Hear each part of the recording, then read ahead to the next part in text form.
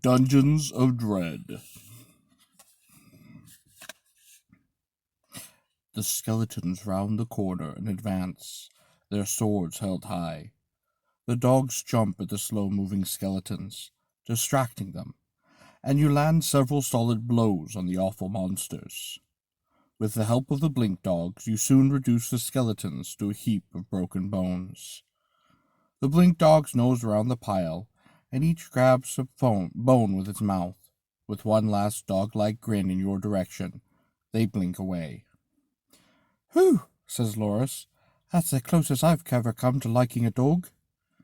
Heaving a sigh of relief, the two of you chuckle at Loris's comment and start walking down the corridor the skeletons came from.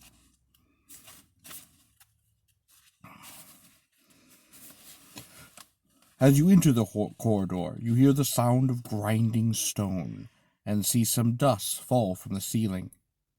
"Something's wrong," you whisper to the halfling. "Let's get out of here." You turn around and start retracing your steps.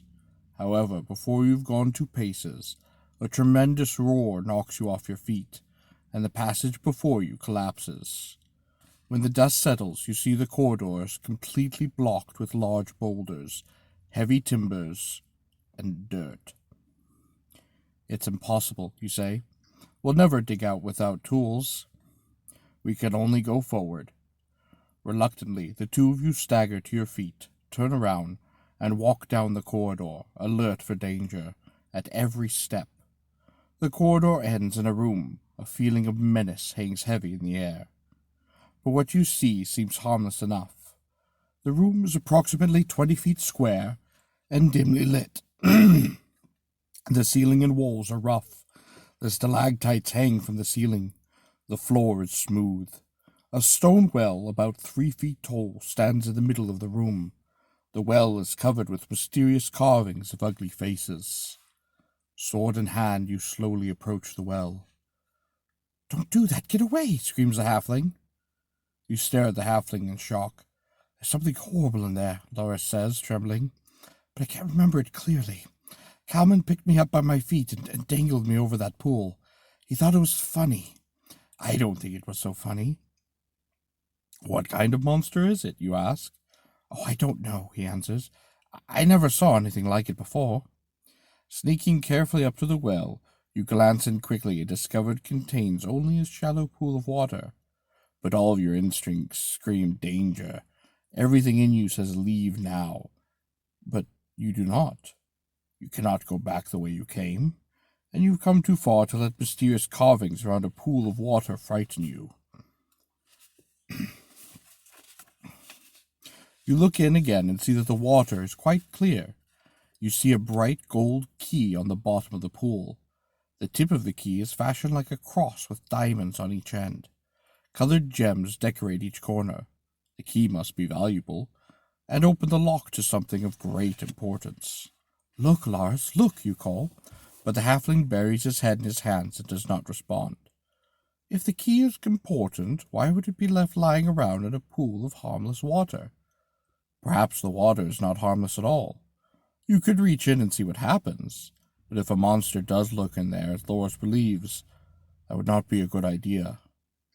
Looking about the room, you see several things you did not notice at first glance. There are 2 doorways, one to your left, one to your right. Both are dark. You cannot see beyond them, and bones lie scattered on the floor. "Loris, bring me one of those big bones." The halfling slowly drags a 3-foot-long bone to you. Picking up the bone, you probe the bottom of the pool gingerly, trying to snag the key. Suddenly, the bone is wrenched from your hand with great violence, and the water erupts from the pool. A watery cobra-like head rises out of it. It surges at you with its open mouth, and you jump back quickly. Once you're out of its striking range, the watery creature slowly sinks back into the pool. See, I told you, but no, you wouldn't believe me," cries the halfling. "We've got to get out of here before it eats us." Calm down," you say. "It can't get us as long as we stay here. It's a water weird, a snake made of water. It can't leave the pool. I've heard them mention in old tales, but I never really thought they were real." "Well, it looks real enough to me," says the halfling, his teeth chattering. You are silent as you try to remember all you've heard of the water weirds. You know they will attack any living thing, and it drags any creature it strikes into the pool to drown it, and weapons rarely do hurt the monster. If you decide you do not wish to fight this dreadful monster, you must choose to leave the key, the monster, and this room. Choose one if you decide to leave. You may leave by the doorway on your left. You notice a cool breeze blowing from this doorway.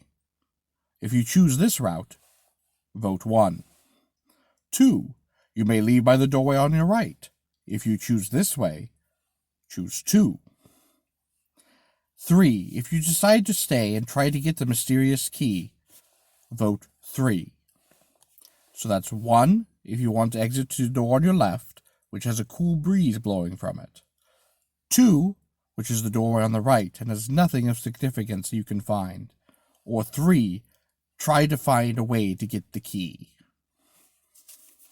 Thank you, and you all have a blessed day.